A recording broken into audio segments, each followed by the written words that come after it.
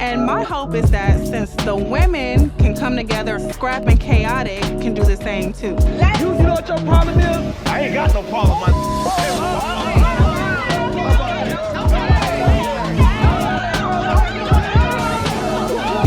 Now you stepping out of your lane once again, so I might have to smack that ass. You know, you're done.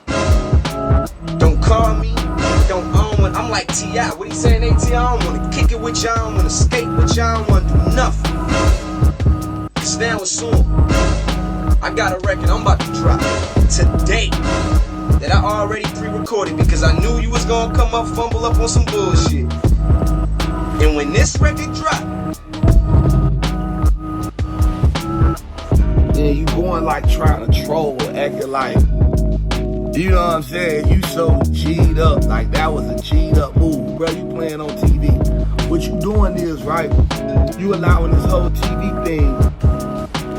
The reason I don't respond back gangsta y'all is because I'm not trying to allow this TV stuff to really turn into something. You know what I'm saying? You threw a drink at me, bro. The air was thick with tension in the dimly lit room. Scrappy had always been a hothead, quick to anger, and harder to reason with when his emotions flared. But today, something felt different. He paced back and forth, his mind racing, his thoughts tangled in a mess of disbelief and rage. The words he had just heard echoed in his mind like a broken record. Bambi and Khaotic together. A secret hidden from everyone right under his nose for months. Scrappy had suspected something was off, but he never could have guessed the truth. The signs had been subtle, almost imperceptible. A glance exchanged too long, a whisper too quiet to catch. But now that he knew, the pieces fell into place. The betrayal stung like a sharp knife to the gut, and Scrappy could hardly breathe through the pressure in his chest. His eyes flipped to Khaotic, who was standing just a few feet away. The two of them had once been close, like brothers, sharing everything, trusting each other with their lives. Scrappy had fought beside him, laughed with him, celebrated victories, and weathered losses. But now that trust felt shattered, like fragile glass scattered on the floor. Bambi, the girl he had known since childhood, the one he had protected, the one he had always seen as a sister, was now tangled up in a relationship with Khaotic. A secret relationship. Scrappy couldn't fathom it. He had always looked out for Bambi, always made sure she was safe, always tried to shield her from the chaos that followed them all. But now, the one person he had trusted most had betrayed him in the worst way imaginable. His hands clenched into fists, his knuckles turning white. He could feel the anger boiling inside him, rising like an uncontrollable storm. His breath came in short bursts, and his vision blurred with the heat of fury. He wanted to yell, to scream, to make them feel the weight of the betrayal. But something stopped him. A single, crushing realization. Khaotic had known about his feelings for Bambi all along. He had known, and still, he had gone behind his back, hiding the truth and laughing in his face. "Why, Khaotic?" Scrappy muttered, his voice low and threatening. The words were barely a whisper, but they carried the weight of his rage. "Why didn't you tell me?" Khaotic's eyes met his, but there was no remorse there, no apology, just cold indifference. The man who had once been his brother, his partner in crime, was now a stranger. A traitor, and Scrappy could feel his mind starting to slip, the anger consuming him, twisting his thoughts. Khaotic shrugged, his face unreadable. "You never asked," he replied, his voice eerily calm. That was all it took. Scrappy's patience, what little had remained, snapped with a roar of frustration. He lunged forward, his fist crashing into the side of Khaotic's jaw. The impact echoed through the room, a sickening sound that made Scrappy's blood run hot. He didn't care. He couldn't care. All that mattered was that he was hurt, betrayed, and now he wanted revenge. Bambi, who had been standing in the doorway, stepped forward. Her face was a mixture of shock and disbelief. "Scrappy, stop," she pleaded, her voice trembling.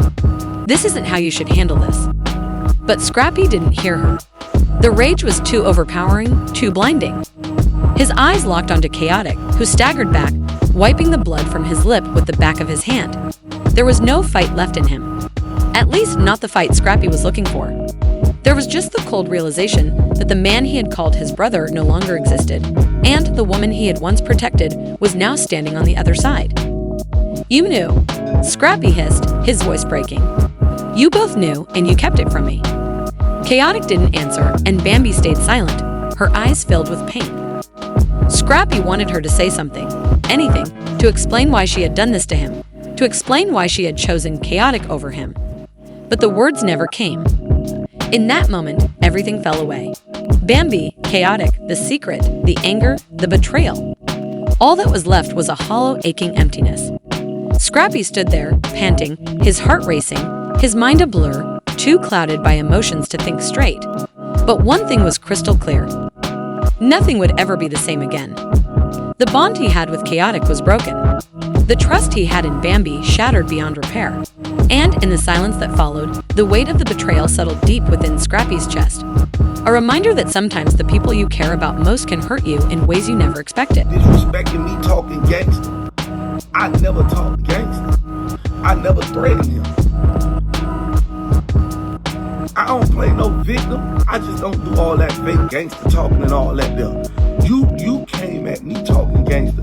First of all, if I say anything slick or say anything crazy out my mouth, I got the right to anyway. I probably went too hard or something, took something the wrong way or something like that, you know? So I want to say, I'm sorry to Khaotic. Big dog. We're getting somewhere.